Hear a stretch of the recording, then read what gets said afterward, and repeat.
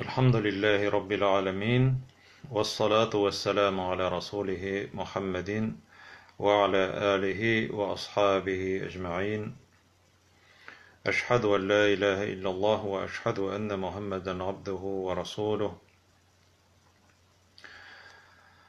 Bütün alemlerini yoktan var itip terbiyelep iksiz şiksiz rızıklarını verip turuvchi Rabbimiz Allah Subhanahu ve Teala'ga cın ko'ngillaribizdan aytgan hamd sanalarimiz hem maqtovlarimiz bolsa edi. Suyukli Peygamberimiz Muhammed sallallahu aleyhi ve sellemge ko'ngillarimizning to'ridan chiqqan salavatlarimiz hem selamlarimiz erishsa edi. Muhterem aziz kardeşlerim, Esselamu Aleyküm ve Rahmetullahi ve Berekatuhum. Bugün sizge bir kıssani takdim etmekçi bolam. Bu kıssa Ebu Dahdah kıssası deb atala. Ebu Dahdah kıssası. Bu bik de gajayip bolgan. Belki kayber kişiler anlap da bitire olmaslar. Yani anlawын anlarlar. Lakin niçik şuşulay işli aldı iken deyip şunday oylar kirge mümkün kişilerge. Bu hadis sahih bulgan hadis, yani rivayet dürüst. Bu hadisni İmam Ahmed kitire. Peygamberimiz sallallahu aleyhi ve sellem vaktinde şunday bir vakıga bola. Bu vakıgadan biz gıybretlerini alıp imanlarımızı kuvvetlerge tiyişlibiz. Hem çalıştırıp kararбыз, onlarsın ahırdan analizlerini yasap, netice çıkarıp, bu kişinin imanı onun nişi gittirip, ahiret turunda oylağı, cennet turunda oylağı, hem onun imanı onu nerse işlerge etergen, bizning imanımız bizni nerse işlerge etere, mine şuşunday neticelerge kilerge tiyişlibiz, şuşu hadisini tınlagandan soň. Medine şehrinde bir yetim bola. Ol yetimni özüňiz bilesiz, etisiz üsken balalar indi yetim bolalar. Şuşu yetim özüniň hırme bakçasında körşüsiniň bakçası bilen iki araga kıyma kırırgan niyetli, kıyma salırga. Yani kıyma bulgaç indi özüňiz bilesiz, ol indi territoriyası bilinip tura turgan bola, hem ol indi bu menin bakça, hem mine ol körşüniň bakçası diýip aýtyp rahatlanıp şoşunda ýaşaýala.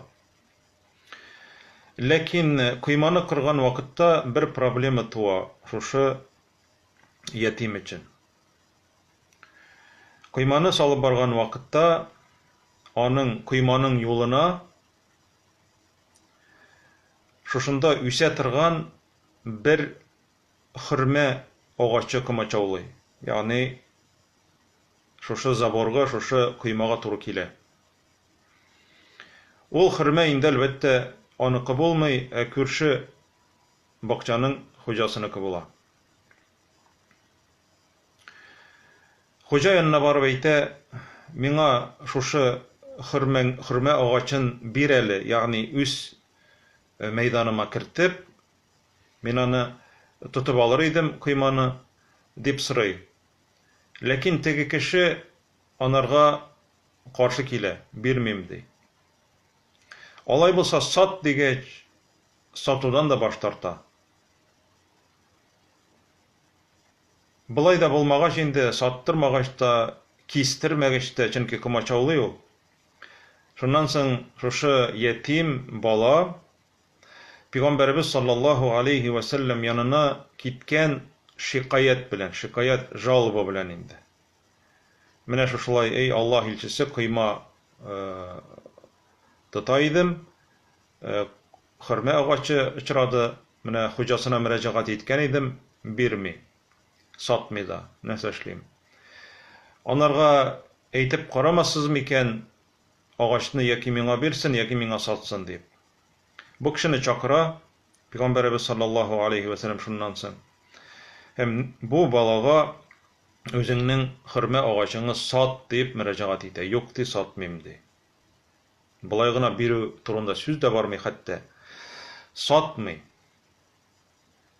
Пәйгамбәрбез бик тә уңышлы булган бер тәкъдим ясый. Ул бит Аллаһ илчесе. Ул бит гади кеше түгел. Пәйгамбәрбез саллаллаһу алейхи ва саллям шушы кешегә әйтә. Бу бакча хуҗасы Әбу Лубаба дигән исемле кеше була.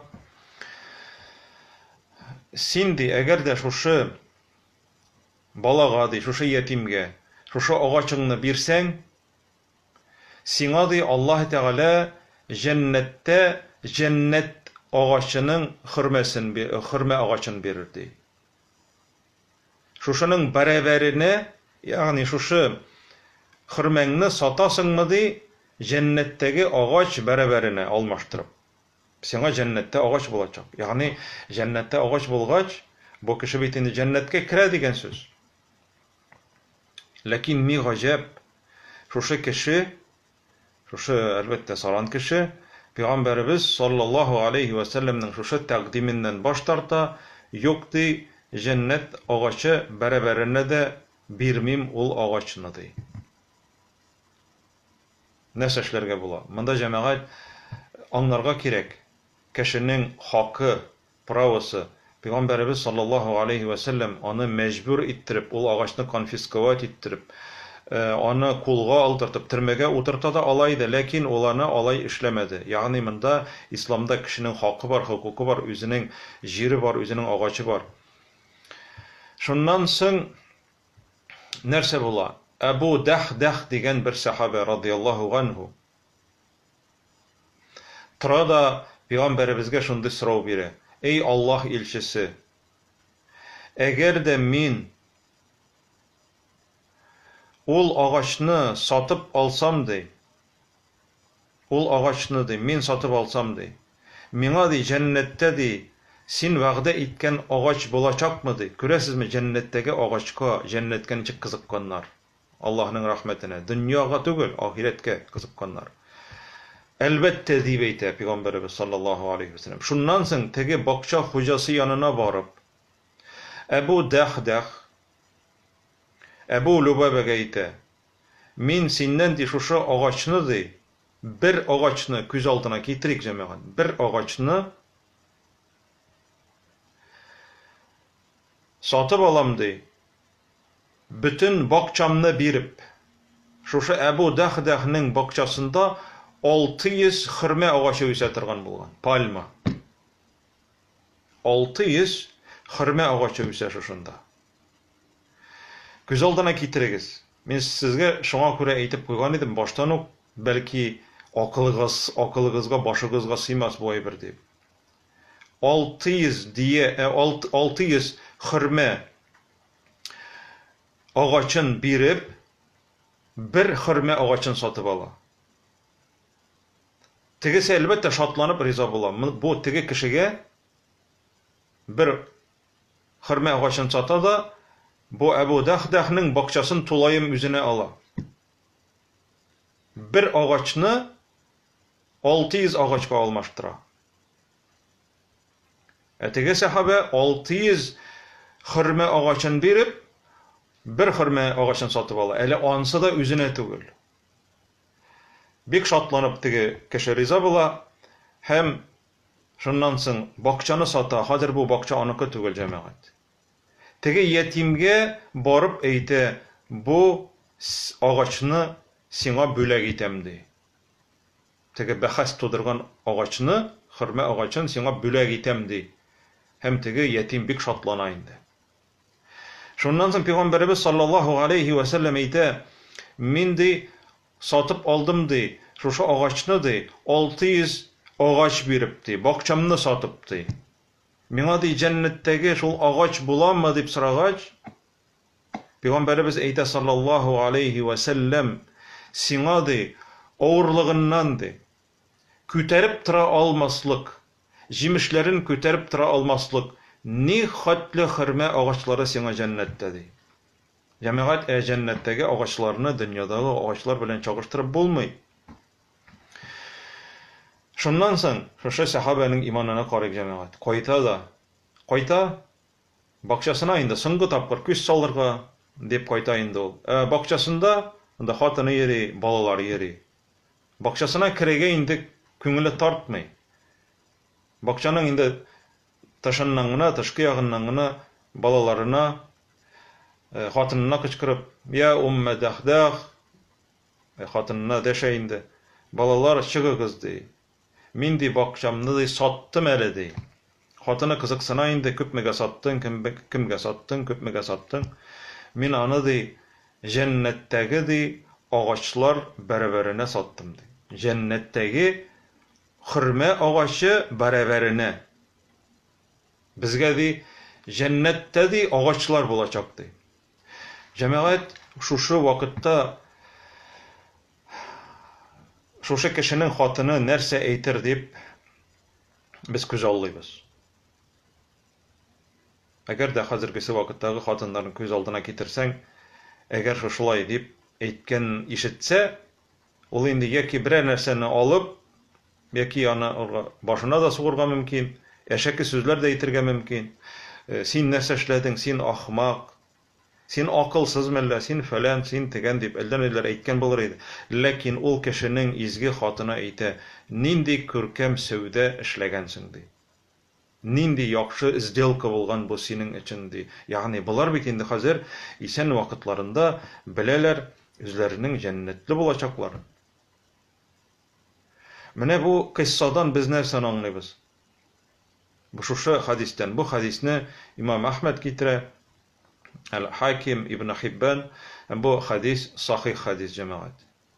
Шушындый зур бер вакыйга, шушындый кысса, biz үзебезнең шушы малыбызны Аллаһ Тәгаләнең ризалыгы өчен, җәннәт булсын өчен, Аллаһ ризалыгы өчен нәрсә эшли алабыз? Менә шушы дөньядагы байлыгыбызны. Менә без инде сөйләп узган идек Әбу Талханың кыссасын. Әбу Талха нәрсә эшләгән? Ягъни Аллаһ Тәгаләнең ризалыгы өчен ул бүләк иткән бөтен бакчасын. Пәйгамбәребезгә саллаллаһу алейхи ва саллям бөтен бакчасын бүләк иткән. Аллаһ Тәгалә ризалыгы өчен кая телисең шунда тот дип әйткән шушы бакчаны дигән. Ләкин Пәйгамбәребез саллаллаһу алейхи ва саллям аны киредән үзенә кайтарып, аны туганнары арасында бүләргә кушкан.